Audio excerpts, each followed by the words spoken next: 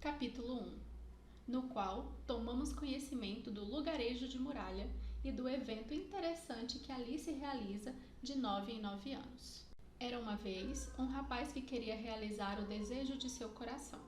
E apesar de esse início não ser totalmente original, pois todas as histórias sobre rapazes que já existiram ou vierem a existir poderiam começar de modo semelhante, nesse rapaz e no que lhe aconteceu havia muita coisa extraordinária, embora nem mesmo ele tenha jamais chegado a saber da história por inteiro.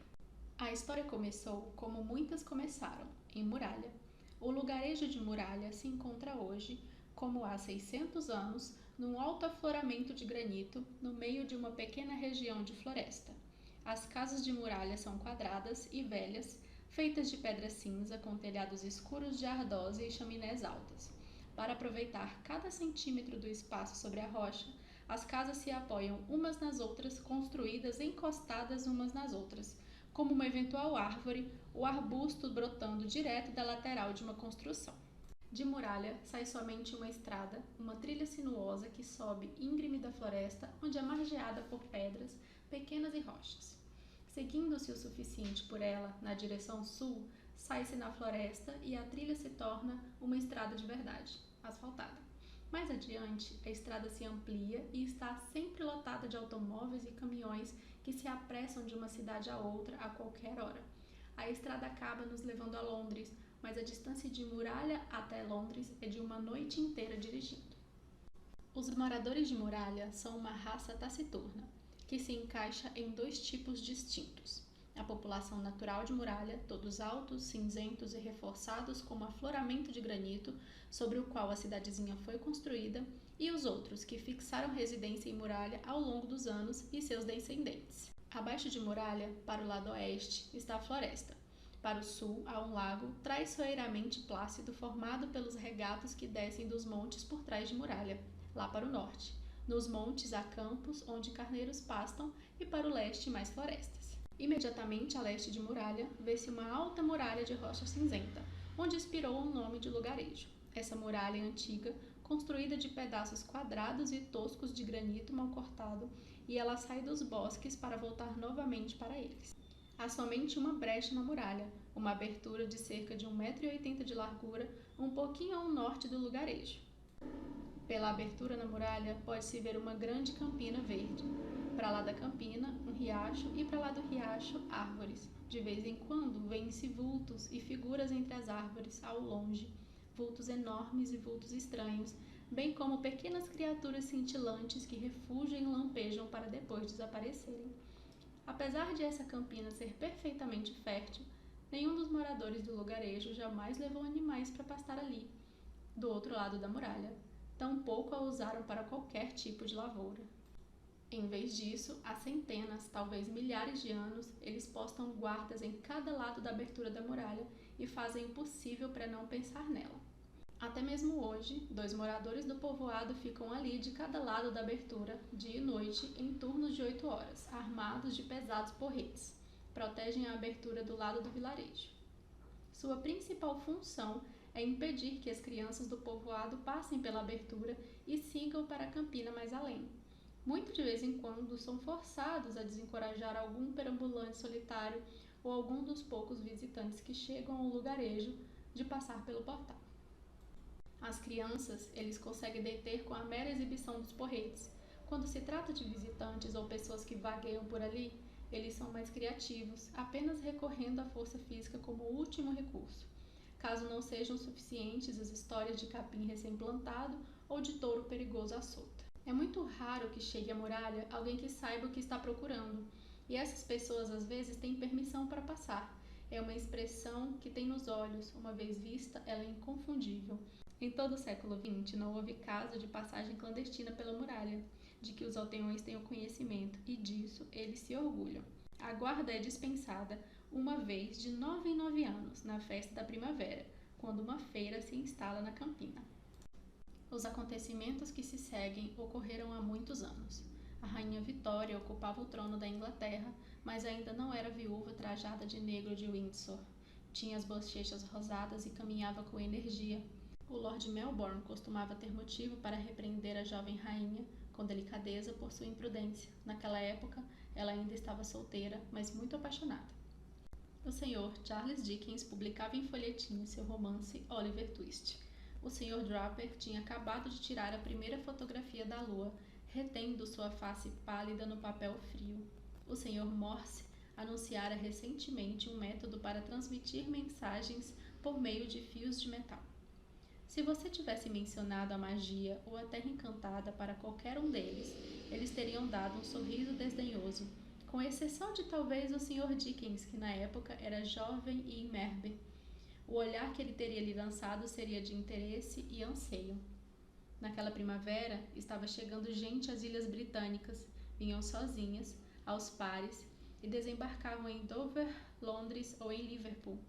Homens e mulheres com a pele branca como papel, escura como rocha de origem vulcânica, da cor de canela, falando uma infinidade de idiomas. Foram chegando durante todo o mês de abril, de trem a vapor, a cavalo, de carroção ou carroça aberta, e muito deles a pé.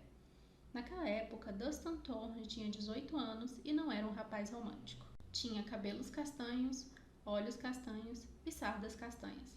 Era de altura mediana e fala vagarosa. Tinha um sorriso espontâneo que iluminava seu rosto de dentro para fora, e quando sonhava de olhos abertos nos campos de seu pai, imaginava deixar o povoado de muralha e todo o seu encanto imprevisível e ir para Londres, Edimburgo, Dublin ou alguma outra grande cidade, onde nada dependesse da direção na qual o vento estivesse soprando. Ele trabalhava na fazenda do pai e não possuía nada a não ser um pequeno chalé num campo distante que tinha sido presente dos pais. Os visitantes estavam chegando à muralha naquele mês de abril para a feira, e Dunstan não gostava da presença deles. A estalagem do Sr. Bromius, a sétima pega, normalmente uma colmeia de cômodos vazios, já estava cheia com uma semana de antecedência. E agora os desconhecidos tinham começado a alugar quartos nas fazendas e nas residências, pagando pela acomodação com moedas estranhas, e com ervas e especiarias, até mesmo com pedras preciosas. À medida que se aproximava o dia da feira, aumentava o clima de expectativa. As pessoas acordavam mais cedo, contavam os dias, contavam os minutos. Os guardas postados a cada lado do portal da muralha estavam inquietos e nervosos. Vultos e sombras se movimentaram nas árvores da borda da campina. Na sétima pega, Bridget Comfrey, que a opinião geral considerava a mais bela taberneira da história, estava provocando um atrito entre Tommy Forrester, com quem a tinham visto sair durante o ano anterior. Um homem enorme de olhos escuros, acompanhado por um mico que piava como um passarinho. O homem falava mal inglês, mas sorria de modo expressivo quando Bridget passava por ele. No salão da taberna, os fregueses de sempre, numa proximidade constrangedora com os visitantes, conversavam. É só de 9 em 9 anos. Dizem que antigamente era todos os anos, no solstício de verão. Pergunte ao Sr. Bromius, ele sabe. O Sr. Bromius era alto e tinha a pele amorenada. Os cabelos pretos eram bem encrespados, os olhos eram verdes. Quando as meninas do vilarejo se tornavam mulheres, elas se davam conta do Sr. Bromius, mas ele não retribuía a atenção. Dizia-se que ele chegara ao vilarejo muito tempo atrás como visitante, mas tinha ficado ali. O seu vinho era bom, segundo a opinião das pessoas do lugar. No salão, começou uma discussão ruidosa entre Tommy Forrester e o homem de olhos escuros, cujo nome parecia ser Alum Bay. Façam os dois parar, pelo amor de Deus. Façam com que parem, gritou Bridget. Tommy Forrester tirou a camisa e levantou os punhos fechados diante de si. O desconhecido riu, cuspiu no capim e, pegando Tommy pela mão direita, o atirou de cara no chão. Tommy se levantou com esforço e investiu contra o desconhecido. Seu golpe resvalou no rosto do homem antes que Tommy se descobrisse caído de bruços no chão, com o rosto sendo empurrado na lama, sem conseguir recuperar o fôlego.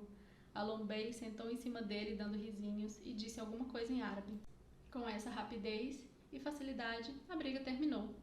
Alum Bay saiu de cima de Tommy Forrester e foi todo empavonado até onde estava Bridget Comfrey e fez uma profunda reverência, abrindo para ela um sorriso reluzente. Bridget não lhe deu atenção e correu para acudir Tommy.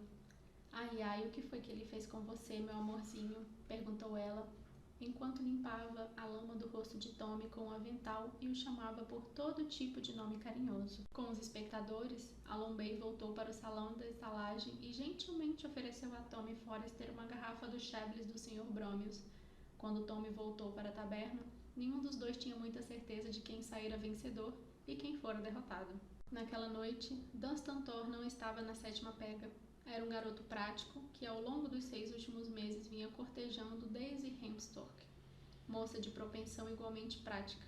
Nas noites de tempo bom, davam a volta no vilarejo conversando sobre a teoria da rotação de culturas, o clima e outros assuntos razoáveis. Nesses passeios, em que eram invariavelmente acompanhados pela mãe e irmã mais nova de Daisy, a uns bons 6 passos de distância, de quando em quando os dois se entreolhavam amorosamente. À porta da residência da família Hempstorch, Dunstan parava, fazia uma referência e se despedia.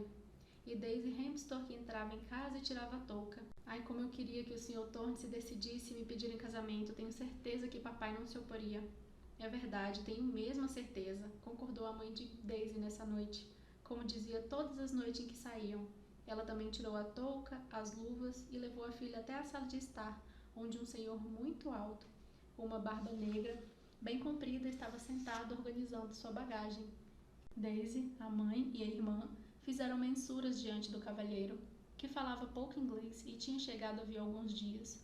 O hóspede temporário, por sua vez, se levantou, se inclinou para elas, voltando então para sua bagagem de peças avulsas de madeira, classificando, arrumando e lustrando. Fazia frio naquele mês de abril, com a estranha inconstância da primavera inglesa. Os visitantes chegavam do sul, subindo pela estrada estreita que atravessava a floresta. Eles enchiam os quartos dos hóspedes, arrumavam um jeito para dormir em estábulos e celeiros. Alguns arrumavam tendas coloridas, outros chegavam em seus próprios carroções, puxados por enormes cavalos cinzentos ou por pequenos pôneis peludos. O chão da floresta estava coberto por um tapete de campainhas. Na manhã do dia 29 de abril, Dunstan Thorne e Tommy Forrester estavam de guarda na abertura da muralha. Cada um deles ficou de um lado da abertura, esperando. Dunstan já tinha estado de guarda muitas vezes, mas até aquele dia sua função fora apenas ficar ali, parado, e de vez em quando espantar crianças. Hoje ele estava se sentindo importante, segurava um porrete de madeira e, quando qualquer um que desconhecesse as normas do vilarejo se aproximasse da abertura da muralha, Dunstan ou Tommy faziam uma advertência. Amanhã, ninguém vai passar hoje, meus senhores. E os forasteiros recuavam um pouco e ficavam olhando pela abertura da muralha para a campainha despretensiosa lá do outro lado. As árvores, nada extraordinárias dispersas na campina, para a floresta, bastante sem graça que ficava por trás. Alguns tentavam puxar conversa com Dunstan ou Tommy, mas os rapazes, orgulhosos de sua condição de guarda, se recusavam a conversar, contentando-se em erguer a cabeça, contrair os lábios e simplesmente assumir ares de importância. Na hora do almoço, Daisy Hempstorch trouxe para cada um deles uma pequena porção de bolo de batata com carne moída e Bridget Comfrey um caneco de cerveja forte e temperada. E, ao entardecer, outra dupla de rapazes bem dispostos chegou do lugarejo para rendê-los, cada um pontando uma lanterna. Tom e Dunstan desceram então até a estalagem, onde o Sr. Bromius lhe deu um caneco da melhor cerveja. E a sua melhor cerveja era realmente ótima, como recompensa pelo serviço de guarda. A estalagem, tão apinhada de gente que era difícil entrar, fervilhava de empolgação. Estava repleta de visitantes de todas as nações do mundo, ou pelo menos era o que parecia a Dunstan, que não tinha noção das distâncias para além dos bosques que cercavam o lugarejo de muralha. Era assim que ele encarava o homem alto, de cartola, proveniente de Londres, à mesa ao seu lado, com tanto assombro quanto encarava outro com quem ele estava jantando, um homem ainda mais alto, da cor de ébano, vestido com uma túnica branca de uma única peça. Dunstan sabia que era uma grosseria ficar olhando para os outros e que, como habitante de muralha, tinha todo o direito de se sentir superior a todos os forasteiros. Mas sentia aromas diferentes no ar e ouvia homens e mulheres falando um com os outros em centenas de idiomas. Com isso, ficava boquiaberto e observava os outros descaradamente. O homem da cartola preta de seda percebeu que Dunstan estava olhando para ele e fez um gesto para o rapaz se aproximar. — Você gosta de pudim caramelado? Perguntou sem rodeios, como se estivesse apresentando. Mutanabe foi chamado aqui e eles serviram mais pudim do que um ser humano consegue consumir sozinho. Dunstan fez que sim, o pudim caramelado ainda quente parecia convidativo do prato. Pois bem, disse seu novo amigo, pode-se servir. Ele passou para Dunstan uma vasilha limpa de porcelana e uma colher. Dunstan não precisava de mais nenhum incentivo e começou a devorar o pudim. Agora, meu jovem, disse a Dunstan o senhor alto com a cartola de seda prata, assim que as vasilhas e o prato do pudim estavam totalmente vazios. Parece que a estalagem já não dispõe de acomodações. Além disso, todos os quartos vagos no lugarejo já foram alugados.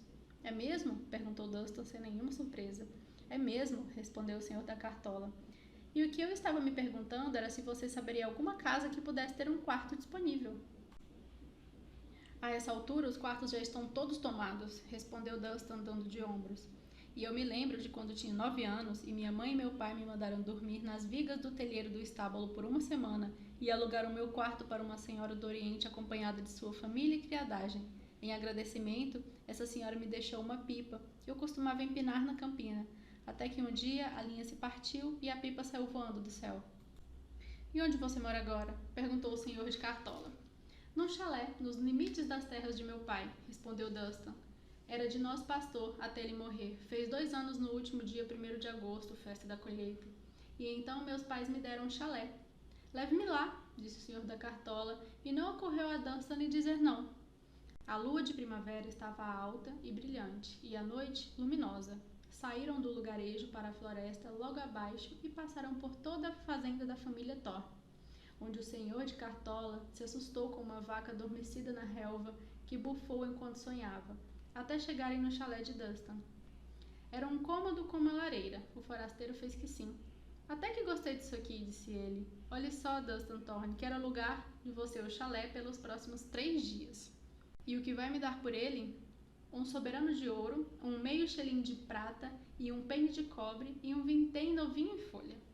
Ora, um soberano de ouro por 2 noites era um aluguel mais do que justo, nos tempos em que um lavrador podia ter esperança de ganhar 15 libras num bom ano. Ainda assim, Dunstan hesitou. Se o senhor está aqui para a feira, disse ele ao homem alto, vai negociar milagres e assombros. O homem alto concordou. Quer dizer que você estaria atrás de milagres e assombros? Ele passou novamente os olhos pelo único aposento do chalé de Dunstan. Nesse momento, começou a chover. Um delicado tamborilar.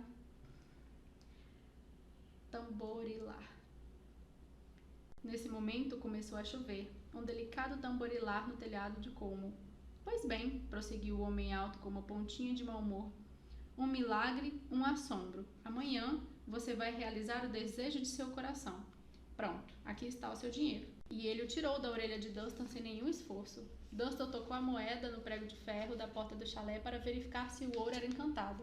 Depois, fez uma profunda reverência para o homem e saiu pela chuva fora, com o dinheiro bem amarrado no lenço. Dunstan caminhou até o estábulo na chuva que não parava, subiu para o celeiro de feno e logo estava dormindo. Durante a noite percebeu raios e trovões, mas não acordou, e depois de madrugada foi despertado por alguém que pisou sem querer em seus pés.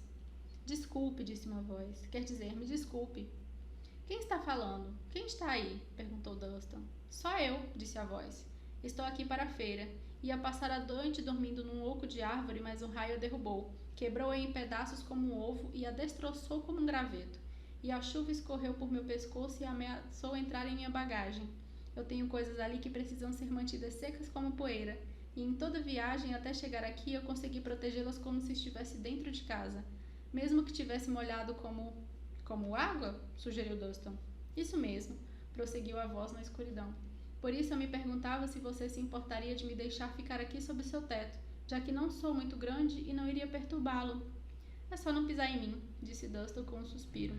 E foi então que o lampejo de um raio iluminou o estábulo e, com um clarão, Dunstan viu no canto uma criatura pequena e peluda, com um chapelão molengo, e depois a escuridão de novo.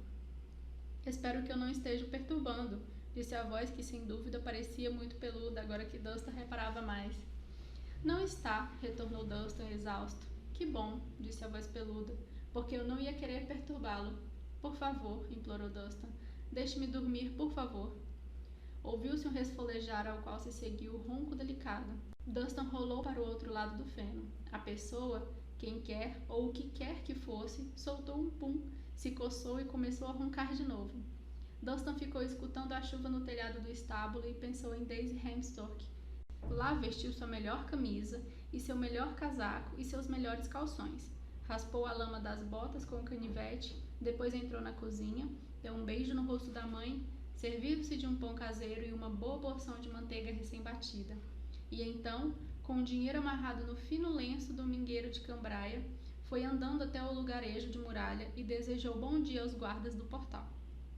Pela abertura da muralha, dava para ver as tendas coloridas sendo amarradas, barraquinhas sendo instaladas, bandeiras coloridas e gente andando para lá e para cá. Não podemos deixar ninguém passar antes do meio-dia, disse o guarda. Dunstan deu de ombros e foi até a taberna, onde refletiu sobre o que iria comprar com suas economias. A brilhante meia-coroa que tinha poupado e o meio shilling da sorte, com furo no meio que trazia num cordão de couro ao pescoço. Além do lenço do bolso cheio de moedas, por enquanto tinha se esquecido totalmente de qualquer outro tipo de promessa que lhe tivesse sido feita na noite anterior. Quando soou meio-dia, Dunstan se encaminhou até a muralha e, nervoso como se estivesse desrespeitando o mais severo tabu, passou pela abertura, percebendo que estava ao lado do cavalheiro de cartola preta de seda, que o cumprimentou com um movimento de cabeça. Ah, meu senhorio, como está passando, senhor? Muito bem, respondeu Dunstan. Venha comigo, disse o homem alto. Vamos seguir juntos. Os dois atravessaram a campina, indo em direção às barracas. Já veio aqui? Perguntou o homem alto. Compareci à última feira, há 9 anos. Eu não passava de um menino, admitiu Dunstan. Bem, disse o inquilino, lembre-se de ter boas maneiras e não aceite presentes. Lembre-se de que é um convidado. Agora vou lhe dar a última parte do aluguel que lhe devo, pois fiz um juramento, e meus presentes duram muito tempo. Você, seu primogênito e o primogênito de seu primogênito, ou sua primogênita, é uma dádiva que perdurará enquanto eu estiver vivo. E qual seria essa dádiva, senhor? O desejo de seu coração. Está lembrado? Disse o senhor de Cartola. O desejo de seu coração. Dunstan fez uma reverência e os dois continuaram a avançar na direção da feira. Olhos, olhos, troque olhos velhos por novos, gritava uma mulherzinha diante de um tabuleiro coberto de garrafas de pote de vidro cheio de óleos de todos os tipos e cores. Instrumentos de música de uma centena de países. Apitos a 1 penny, peões a 2, cânticos para coral a 3. Tente a sorte, aproxime-se, responda a uma charada simples e ganhe uma flor de vento. Alfazema eterna, tecido de campainhas, sonhos engarrafados, 1 shilling a garrafa. Mantos da noite, mantos do crepúsculo e mantos do lusco-fusco. Espadas da fortuna, varinhas do poder, anéis da eternidade, cartões da bem-aventurança. Venham, venham por aqui. Bálsamos e ungüentos, porções e panaceiras. Dunstan parou diante de uma banca coberta de pequenos enfeites de cristal. Examinou os animais em miniatura, pensando em comprar um para Daisy Hemstock. Apanhou um gato de cristal que não era maior do que o CD do polegar. Com um ar sério, o gato piscou os olhos para ele, e Dunstan, assustado, deixou cair. O bichinho se endireitou em plena queda e, como um gato de verdade, caiu de pé em 4 patas. Seguiu então arrogante para o canto da barraca e começou a se lamber. Dunstan passou adiante, em meio à multidão. A feira estava abarrotada de gente. Estavam lá todos os forasteiros que tinham chegado à muralha nas semanas anteriores, bem como muitos moradores do lugarejo. O Sr. Bromius instalara uma barraca, na qual vendia vinhos e salgadinhos para o povo do lugarejo, que costumava se sentir tentado pelos alimentos postos à venda pelo povo de pra lá da muralha, mas que tinha ouvido de seus avós, que tinha ouvido dos avós deles, que era profundamente, totalmente errado comer comida encantada, frutas encantadas, beber água encantada e bebericar vinho encantado. É que de 9 em 9 anos, o povo de pra lá da muralha e do outro lado do morro armava suas barraquinhas e, por um dia e uma noite, a campina abrigava a feira encantada. E por um dia e uma noite, em 9 anos, havia comunicação entre as nações. Estavam à venda assombros, maravilhas e milagres. Haviam coisas com as quais ninguém teria sonhado e objetos que ninguém teria imaginado. Dunstan se perguntava, por exemplo, que necessidade alguém poderia ter de cascas de ovos recheadas com tempestade. Ele fazia tilintarem as moedas no lenço de bolso e procurava alguma coisa pequena, de preço baixo, com que pudesse agradar Daisy. Ouviu um delicado respinar de sinos acima do alvoroço da feira e se encaminhou para aquela direção. Passou por uma barraca na qual 5 homens enormes estavam dançando ao som da música de um realejo tocado por um urso negro de aparência tristonha. Passou por uma barraca em que o homem que começava a ficar careca, num kimono de cores vivas, estava destruindo pratos de porcelana para atirá-los numa cuba em chamas, da qual se desprendia uma fumaça colorida, enquanto chamava os transeuntes o tempo todo. O repicar tilintante ficou mais alto. Chegando à barraca da qual provinha o som, Dunstan viu que ela estava deserta. Era toda enfeitada com flores, campainhas, dedaleiras, bondias e narcisos, mas também violetas e lírios com minúsculas rosas caninas vermelhas, pálidas, furaneves, miosotes azuis e uma quantidade de outras flores cujos nomes Dunstan desconhecia. Cada flor era feita de vidro ou de cristal, soprado ou entalhado. Ele não sabia dizer, era uma perfeita imitação da flor real, e repicavam e tilintavam como os distantes sinos de vidro. "Alguém aí?" chamou Dunstan. "Bons ventos o tragam a esse dia de feira", disse a encarregada da barraca, descendo do meio estabanada do carroção pintado estacionado ali atrás. Ela lhe deu um largo sorriso com os dentes brancos no rosto moreno. Pertencia ao povo de para lá da muralha. Isso ele pôde ver pelos olhos e pelas orelhas que estavam visíveis por baixo dos cabelos negros e crespos. Seus olhos eram de um violeta escuro, enquanto as orelhas talvez fossem como as de um gato, com uma curva delicada e uma levíssima penugem escura. Era linda. Dunstan escolheu uma flor da barraca. "É muito bonita", disse ele. Era uma violeta e tilintava e cantava enquanto ele a segurava, emitindo um som semelhante ao produzido por um dedo molhado esfregado lentamente em torno de uma taça de vinho. "Quanto custa?" Ela deu de ombros, e como foi delicioso esse seu dar de ombros. "Nunca se discute o preço no início", disse ela. "Talvez seja muito mais do que o freguês esteja disposto a pagar. E nesse caso, o freguês vai embora e nós dois sairíamos perdendo com isso. Vamos examinar a mercadoria de um modo mais amplo." Dunstan hesitou. Foi nesse instante que o senhor da cartola preta de seda passou pela barraca. "Pronto", murmurou o inquilino de Dunstan. "Minha dívida está liquidada e o meu aluguel está quitado." Dunstan sacudiu a cabeça como se quisesse se livrar de algum sonho e se voltou para a moça. "Então, de onde vêm as flores?" perguntou. Ela sorriu com cumplicidade. "Na encosta do Monte Calamon cresce um jardim de flores de vidro. A viagem até lá é arriscada e a de volta ainda mais." "E para que servem?" perguntou Dunstan. "A utilidade e a função dessas flores são de natureza, principalmente recreativa e ornamental. Elas dão prazer. Podem ser oferecidas como símbolo de admiração e afeto a quem se ama, e o som que emitem é agradável. É também encantador seu modo de captar a luz." Ela segurou uma campainha no alto e Dunstan não pôde deixar de perceber que a cor da luz solar que rebrilhava através do cristal roxo era inferior, tanto em matiz como em intensidade se comparado aos olhos dela. "Elas também são usadas em certos encantamentos e feitiços, se o senhor for um mago." Dunstan fez que não. Estava se dando conta de que havia algo extraordinário na moça. "Ah, mesmo assim, elas são encantadoras", disse ela com mais um sorriso. O que era extraordinário na moça era uma fina corrente de prata que descia do pulso até o tornozelo, do qual seguia para dentro do carroção pintado ali atrás. Dunstan fez um comentário sobre ela. "A corrente? Ela me prende à barraca. Sou escrava pessoal da bruxa que é dona da barraca.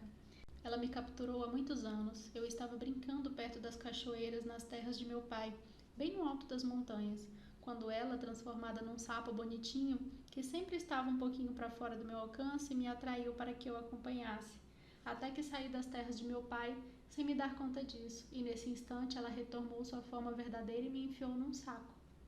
"Você vai ser escrava dela para sempre?" "Para sempre não." E com isso a garota encantada sorriu. Ganharei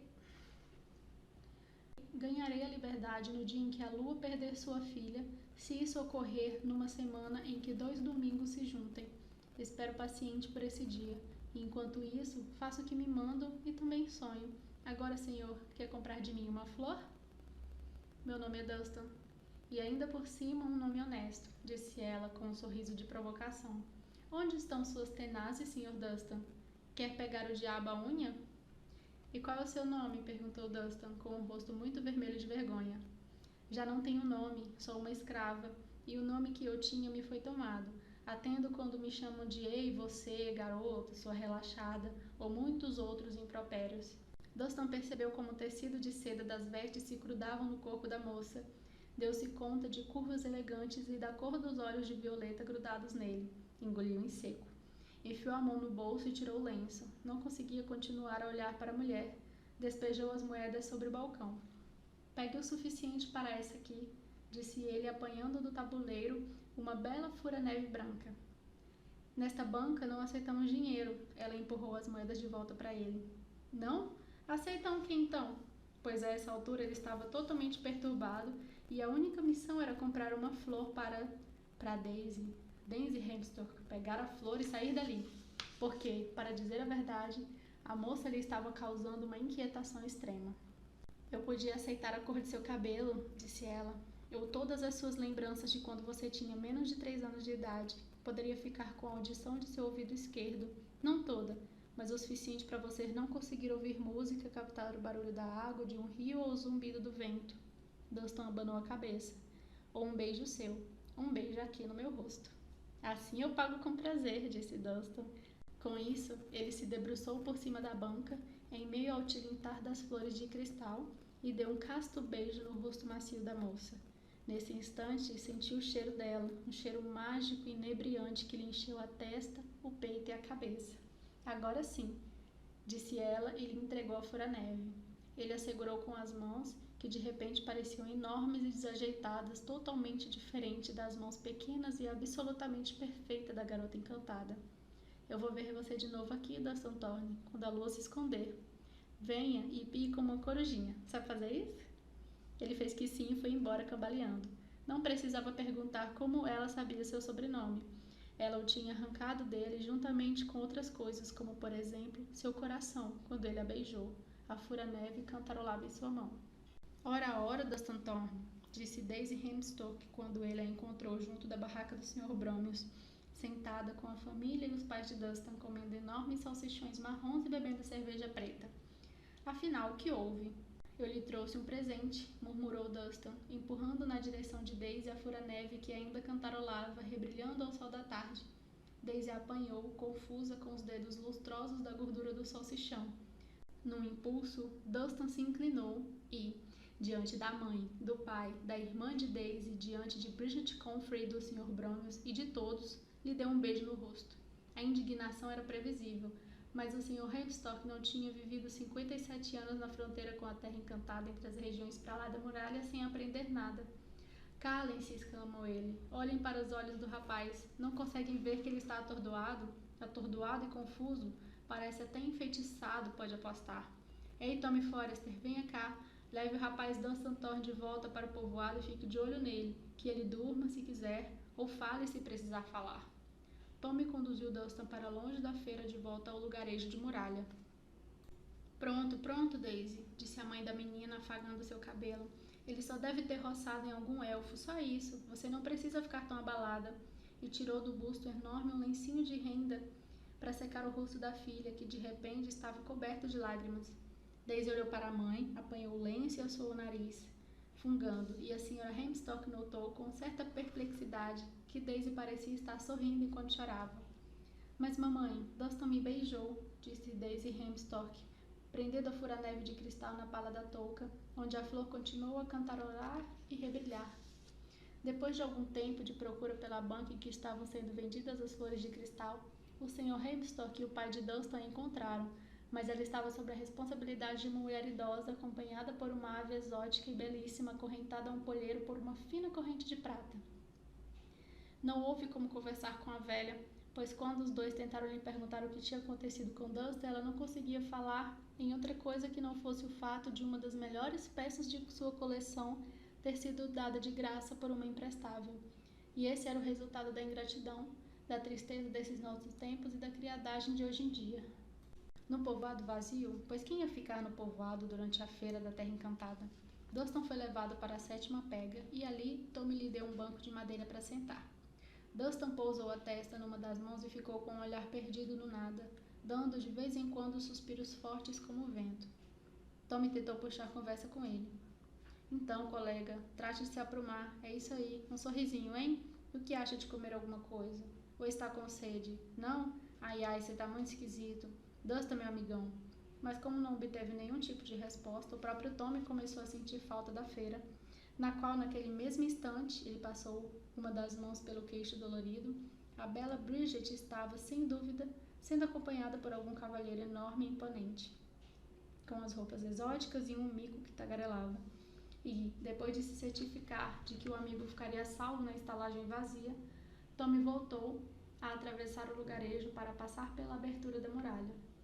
Quando entrou de novo na feira, Tommy observou que o lugar estava uma algazarra, uma bagunça de espetáculos de marionetes, malabaristas e animais que dançavam, de leilões de cavalos e todo tipo de mercadoria à venda ou à troca. Mais tarde, ao anoitecer, surgiu um tipo de gente diferente. Apareceu um arauto que gritava notícias como as manchetes de um jornal moderno. Senhor da Fortaleza das Tempestades sofre de enfermidade misteriosa. Morro do Fogo mudou-se para o Reduto do Dene. O único herdeiro do fidalgo de Garamonde é transformado em um leitãozinho. E por uma moeda se dispunha a contar os pormenores dessas histórias. O sol se pôs e uma enorme lua de primavera surgiu, já alta no céu. Soprava uma brisa fria. Agora os mercadores se recolhiam para o interior de suas tendas e os visitantes da feira se descobriam sendo alvo de murmúrios, convites para presenciar inúmeros assombros, cada um oferecendo a um determinado preço. E enquanto a lua ia baixando no horizonte, Dunstan Thorne caminhava em silêncio pelas ruas com calçamento de pedra arredondada do lugarejo de muralha. Passou por muitos foliões, visitantes ou estrangeiros, embora poucos se dessem conta dele e de sua caminhada. Passou discretamente pela abertura da muralha, como era grossa a muralha, e se descobriu querendo saber, como seu pai tinha feito antes dele, o que aconteceria se resolvesse andar pelo alto dela. Atravessou a abertura, entrou na campina naquela noite pela primeira vez na vida. Dunstan pensou em continuar pela campina fora, cruzar o riacho e se embrenhar entre as árvores da outra margem. Acolheu esses pensamentos com certo constrangimento, como alguém pode acolher uma visita inesperada. Depois, quando atingia seu destino, afastou-se de vez desses pensamentos, exatamente como alguém se desculpa diante da visita, murmurando algum pretexto sobre um compromisso anterior e a deixa só. A lua estava se pondo. Dunstan levou as mãos à boca e piou. Não obteve resposta. Lá em cima o céu estava com uma cor escura, talvez azul ou roxa, não negra, pontilhado com mais estrelas do que a mente poderia guardar. Ele piou mais uma vez. Isso, disse ela, em tom de censura no seu ouvido, não tem nada a ver com uma corujinha. Quem sabe uma coruja branca real, ou até mesmo uma coruja de igreja, se minhas orelhas estivessem tampadas com gravetos, pode ser que eu pensasse que fosse um mocho, mas nunca uma corujinha. Dunstan deu de ombros e sorriu com um ar meio bobo. A mulher encantada se sentou ao seu lado. Ela o inebriava. Era como se ele a respirasse, percebendo-as pelos poros de sua pele, e ela se inclinou mais para perto dele. Você acha que está enfeitiçado, meu belo Dunstan? Não sei. Ela riu, e o som era de um córrego borbulhando por pedras e rochas. Você não está enfeitiçado de modo algum, meu belo menino. Ela se deitou na grama e olhou para o céu. Suas estrelas? Perguntou ela. Como é que elas são? Dunstan se deitou ao seu lado na grama fresca e ficou olhando para o céu noturno. Sem dúvida havia alguma coisa estranha com as estrelas. Talvez houvesse mais cor nelas, porque refugiam como minúsculas pedras preciosas. Talvez estivesse relacionado com a quantidade de estrelinhas das constelações. Havia um quê de estranho e maravilhoso nas estrelas. Na verdade, os dois estavam deitados um do lado do outro, olhando para o céu lá em cima. O que você quer na vida? Perguntou a moça encantada. Não sei, admitiu Dunstan. Você, eu acho. Eu quero a minha liberdade, disse ela. Dunstan estendeu a mão até a corrente de prata que prendia o pulso ao tornozelo da moça e seguia longe pela grama. Deu-lhe um puxão. Era mais forte do que parecia. Foi feita de bafo de gato, escama de peixe e luar, tudo misturado na prata, disse ela. É impossível quebrá-la enquanto os termos do encantamento não forem cumpridos. Ah, Dunstan voltou a se deitar na grama. Eu não devia me importar, porque é uma corrente comprida, muito comprida. Mas só saber que ela existe já me incomoda, e sinto saudade da terra de meu pai. E a bruxa não é a melhor das patroas. Ela se calou, Dunstan se debruçou na direção dela e estendeu uma das mãos até o seu rosto, e sentiu que encostava em alguma coisa quente e molhada. Ora, você está chorando? Ela não disse nada. Dunstan puxou a garota para junto de si, tentando em vão enxugar o seu rosto com a mão grande demais. Aproximou-se então do rosto que soluçava e, indeciso, sem saber o que estava fazendo, era certo naquelas circunstâncias, deu-lhe um beijo, direto na boca. Houve um instante de hesitação, e logo ela se abriu para ele, enfiando a língua na boca de Dunstan, que ali, debaixo daquelas estrelas estranhas, se sentiu totalmente e irrevogavelmente perdido. Já beijara outras meninas no povoado, mas não tinham avançado além disso. Sua mão apalpou os seios pequenos por baixo do vestido de seda, tocou os mamilos enrijecidos. Ela se grudou nele com força, como se estivesse se afogando, remexendo a saia e os calções. Ela era tão pequena e ele estava apavorado, com medo de lhe causar algum ferimento, alguma fratura, mas não causou. Ela se debatia e se contorcia por baixo, ofegando, dando chutes e o guiando com a mão. Deu centenas de beijos febris no rosto e no peito de Dunstan e, de repente, ela estava por cima, a cavalo, com a respiração forçada, rindo, suada e escorregadia como um peixinho. E ele estava se arqueando, forçando exultante com ela e só ela na cabeça. E se estivesse sabido seu nome, ele o teria gritado. Cavalos batiam com as patas, aves despertavam e começavam a cantar para que a alvorada chegasse. E aqui e ali, por todo o campinho da feira, quem estava nas tendas começava a se levantar e a se movimentar. Agora chegou a sua hora, disse ela baixinho, olhando para ele meio entristecida, com os olhos do mesmo tom de violeta que as nuvens leves lá no alto. Ela lhe deu um beijo na boca, com lábios que tinham sabor de amoras esmagadas. Levantou-se então e voltou para o carroção da cigana por trás da barraca. Atordoado e sozinho, Dunstan passou por toda a feira, sentindo-se mais velho do que seus 18 anos. Voltou ao estábulo, tirou as botas e dormiu, até acordar quando o sol já estava alto no céu. No dia seguinte, a feira terminou, embora Dunstan a ela não tivesse voltado. Os forasteiros deixaram o lugarejo e a vida de muralha voltou ao normal, que talvez fosse ligeiramente menos normal que a vida da maioria dos lugarejos, principalmente quando o vento estava na direção errada, mas, no fim das contas, até que era normal o suficiente. 2 semanas depois da feira, Tommy Forrester pediu Bridget Comfrey em casamento e ela aceitou. E na semana seguinte, num dia de manhã, a senhora Hemstock foi fazer uma visita à senhora Thorne. As duas ficaram tomando chá na sala de visitas. É uma bênção essa história do garoto Forrester, disse a senhora Hemstock. É mesmo, concordou a senhora Thorne. Pegue mais um bolinho, minha cara. Imagino que a sua Daisy vai ser a dama de honra. Espero que seja, disse a senhora Hemstock, se ainda estiver viva. Assustada, a senhora Thorne olhou para ela. Ora, senhora Hemstock, Daisy não está doente, está? Por favor, diga que não. Ela não come, senhora Thorne, está definhando, só bebe um pouco de água de vez em quando. Ai, ai. Ontem à noite, prosseguiu a senhora Hemstock, finalmente descobri o motivo. É o seu Dunstan. Dunstan? Ele não... A senhora Thorne cobriu a boca com uma das mãos.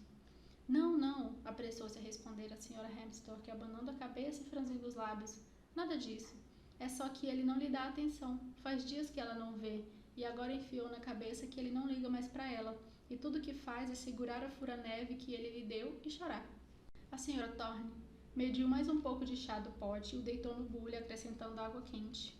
Para dizer a verdade, admitiu ela, estamos preocupados com o nosso Dunstan, Thorne e eu. Ele anda meio no mundo da lua. É uma forma de descrever o seu comportamento. Simplesmente não faz o trabalho que lhe cabe. Thorne estava dizendo que ele precisa pôr os pés no chão, esse nosso menino. Se ele tomasse juízo, Thorne disse que lhe passaria todos os campos do oeste. A senhora Hemstock concordou, abaixando a cabeça devagar. Sem dúvida, Hemstock não se oporia a ver nossa Daisy feliz. Garanto que ele daria um rebanho de nossos carneiros para ela. Os carneiros do Hemstock eram famosos por serem melhores no raio de quilômetros, de pelame desgrenhado e inteligentes para carneiros, com chifres enroscados e cascos afiados. A senhora Hemstock e a senhora Thorne bebericavam seu chá e assim tudo ficou acertado. Em junho, Dunstan Thorne se casou com Daisy Hemstock e, se o noivo parecia um pouco atordoado, a noiva estava bonita e radiante como nenhuma outra. Pelas suas costas, os pais dos dois estudavam a planta para a casa que iam construir para os recém-casados. No Prado do Oeste, as mães concordavam que Daisy estava linda e que era uma pena Dunstan não ter deixado Daisy usar no vestido de noiva a fura-neve que tinha comprado para ela na feira no fim de abril. E é aí que vamos deixá-los, numa revoada de pétalas de rosas, vermelhas, amarelas, brancas, cor-de-rosa, ou quase. Eles foram morar no chalé de Dunstan, enquanto era construído sua pequena sede de fazenda, e eram sem dúvida bastante felizes. Além disso, as tarefas diárias de criar, pastorear, tosquiar e cuidar de carneiros foram aos poucos tirando o olhar de Dunstan daquela expressão de distanciamento. Primeiro veio o outono, depois o inverno. Foi no fim de fevereiro, na época das parições dos cordeiros, quando fazia frio e um vento implacável uivava pelas charnecas e pela floresta desprovida de folhas, quando a chuva geada caía dos céus de chumbo em aguaceiros constantes, às 6 da noite, depois que o sol tinha se posto, e que o céu estava escuro e que um cesto de vime foi empurrado pela abertura da muralha. Os guardas que ficaram postados dos dois lados da muralha, de início, não perceberam o cesto, afinal de contas estavam voltados para o lado errado. Estava escuro e chovia. Eles não paravam de bater com os pés no chão e olhar com tristeza e inveja para as luzes do lugarejo. E então começou uma choradeira forte e estridente. Foi só nesse instante que eles olharam para baixo e viram um cesto aos seus pés. No cesto havia uma trouxa de seda impermeável e mantas de lã. E do alto dela saía um rosto vermelho que não parava de berrar, com olhinhos contraídos, a boca aberta, veemente e faminta. E ali, preso à manta do bebê, com um alfinete de prata, havia um pedaço de pergaminho no qual estavam escritas as seguintes palavras numa caligrafia elegante, se bem que ligeiramente antiquada: Tristan Thorne.